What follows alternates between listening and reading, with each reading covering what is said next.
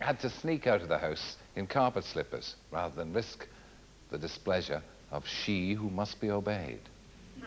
As Horace Rumpole, Prince of the Unwanted Brief and Scourge of the Bailey, his performances are literally unmissable.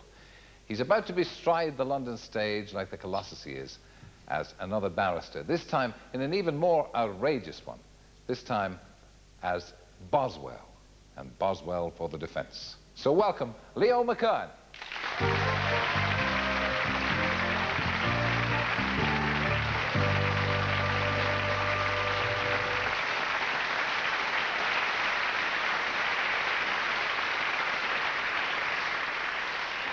Well, I'm delighted to have you on the show as well. We've been trying to get you for about 2 years, and I'm glad you've relented. This Boswell, this is again another legal kind of figure, Boswell, the biographer of Johnson. But another legal role? Well, sort of, but that's it's a sort of coincidence, Terry. People have asked before, you know, what's the difference between Boswell and Rumpole, and I say about 200 years, and that's it, full stop. No, the fact that he is or was a lawyer was, I didn't find out until quite late, until in fact I read. Mind you, there is a similarity between barristers and actors anyway. I mean, there's a certain amount of thespian activity goes on at the bar as well, isn't there? Indeed, and in the medical profession, some of the best performers apparently have been surgeons, especially in the middle of operations. Yeah. And they've got a pretty small audience. They've only got the operating theatre people, but oh yes, some great performances have gone on there too. Yes. Well, you're a man now who's in healthy middle age, but you're taking on the oh, we are. Yeah. You're taking on this part of 1.5 hours. Well, you were telling me 1.5. It's about 2 hours with intervals.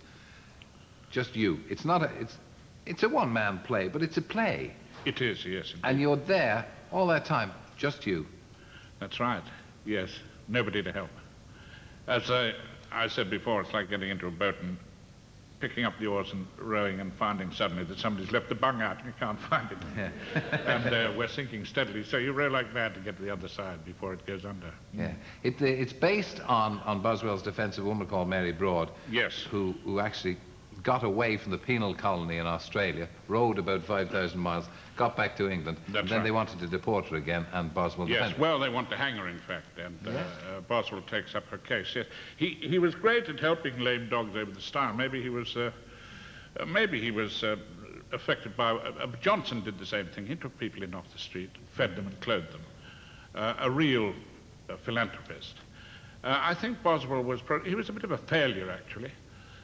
He wanted to be all sorts. He didn't want to be a lawyer. It was the last thing he wanted to be. His father was a magistrate and insisted that he become a lawyer, and he fought it nearly all his life, and he became a lawyer quite late on, but he wanted to be a commissioned officer in the foot guards. He wanted to be, as he said, by the time I was 20, I had been a Methodist, a Catholic, and a vegetarian. He wanted to be all sorts of What about you? Did you always want to be an actor? No, I slipped into that, yes. I joined an amateur theatre in Sydney. While I was waiting, I was in the army waiting to be posted in the engineers. And I joined these delightful group of young people for the company in the evening, that's all. And somebody got sick, or they thrust something in my hand and said, would you mind reading that? And it all went on from there, and then after a bit I found people actually paying me to do something that I've enjoyed very much doing. But not here, because you came over here 43 years ago. Yeah, 46. And I don't think that the theatre beat a path to your door, did it? Well, then I spoke like that, then it was a bit difficult, yes. The only Australian role in English literature on the stage was a pub keeper in a play called Fresh Fields. I think that was the only Australian. So how, I mean, you must have gone around the agents and all, I mean... I tried, yes. My wife, who had saved up for years and years to come over and become a famous actress, God bless her. And she was, too. She was a wonderful ingenue in Australia. She did introduce me to her agent, who told her, very sorry, darling, we can't do anything. Poor old Leo, he's got a glass eye, and that's the end of it, you know. Finish it. So, but I plugged on eventually. I started off doing stage management. Yeah. The glass eye, that obviously hasn't held you back either. Not a bit I of have it. to say that really, I must have missed a lot of things because I didn't realise you had one. So Oh, really? It must be a very good one. I mean, you can take it out now. Don't do it now. But Yeah, well, people are probably having their dinner. But you can. You take it out and give it a polish. Huh? oh, sure, yes. Yes, indeed. I use tea-cut. You know the stuff you do in car. And it works extremely well. Yeah, knowing you and your... I mean, knowing you and your sense of humour, you've obviously more than once taken it out and upset people. Well, a dear poor waitress, indeed not 100 miles from here, in Bertorelli's restaurant, used to be in Shepherd's Bush, you remember? Yeah. And we'd had a half a bottle of Chianti between us, friends at the table, and I put it in the spaghetti. I said, excuse, miss, what's that? Yes, hold on.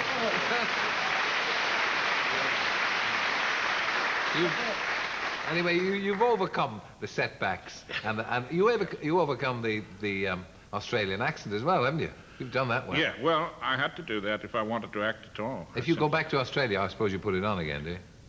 I suppose it may creep up on me, yes. Yes, because they wouldn't be too keen on that, would they, in Australia? They expect you to sound like an Aussie.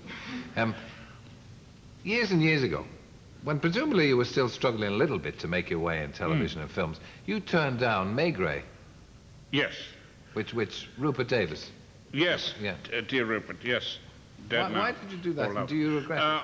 Well, in those days, it was exactly things, working in television. Things were entirely different. If you accepted a character as well known as that in television, you were dead for the rest of the profession. No producer would ever offer you another. You don't think it's the same now? Sorry? You don't think it's the same now? Oh, no, good Lord. I mean, there are international film stars now that have started off doing... Yeah, but I mean, you could have Serious. been, as I say, a household name 15 years before you were a household name. I suppose so, but then I might be dead like Rupert. Yes, yes, Poor man. yeah. Well, it wasn't Maigret that killed him, was it? Sure. I think it might have helped. I mean, it killed him professionally, I think. Yes. He actually had written into his contract, knowing the dangers, he had actually written into his contract that he would be given other parts in one-off plays, which indeed he did, but it made no difference. Is that why you were quite sparing with the Rumpoles? No, we're sparing with the Rumpoles because they're all written by one wonderful man, by John Mortimer, and he's the only begetter of them. I mean, when you do... we have done only 30 of them in 13 years. It's hard to believe. It's because we see so many repeats, and of course they're always welcome. Everybody wants to see him again, rather like Fawlty Towers. And they only made 13 or 12 That's of them. right, that's right. So yes. you've only made that few. 30 in 13 years, yes. You see, we've got to start all over again. It's not like something you can pick up and carry on with. John has got to write them. He's got to write 6 solid hours of entertainment. And then we've got to get everybody back together again, if that's possible. Sometimes it's not possible. You've said from time to time that you're not going to do it again, but you always come back and do it. Is this a kind of contract negotiating position or what? No, not really, no. One gets a bit worried sometimes because, you see, I have to agree to do them before I've even seen any of the scripts. Yeah. So you just keep your fingers and your toes and your eyes crossed, hoping that John is going to come up with 6 beauties. But he always But then does. he's always done it. He always says it must be a lovely part to play. You Great, I doing love it. him very much. Yeah. And then, of course, you go back and forth to Australia quite a lot. Yes, Is the that older I because, get. you know, when the humour takes you, you like to go back to your roots? And Well, sort of. And the older I Fool get, around. the stronger that becomes. When the clouds come down to about 25 feet and stay there for 9 months, that's when you want to go and get a bit of sunlight. Well, with the hole in the ozone layer, we can probably promise you warmer summers for some time now. And I understand the polar ice cap is melting as well. Unbelievable. Good. Well, it's good to see you. And are you in the middle of this Boswell? Yes, we open next Wednesday. Next Wednesday night at the Playhouse down by the. You've no worries Most about fitness beautiful and being able to theatre. keep it going and all the rest of it, you? No, I don't think so. I hope not. No, I hope not. look Anyway, I want to be with my daughter. She's with Dustbin. Yeah. She's in the Merchant of Venice. With Oh, Dustbin Hofting. Dustbin Hofting. Yes. Well, look, good luck with it, as if you needed it. You've had a wonderful critical reaction Terry, to it thank anyway. you. And it's really nice to see you. It's great to be here. Thank you.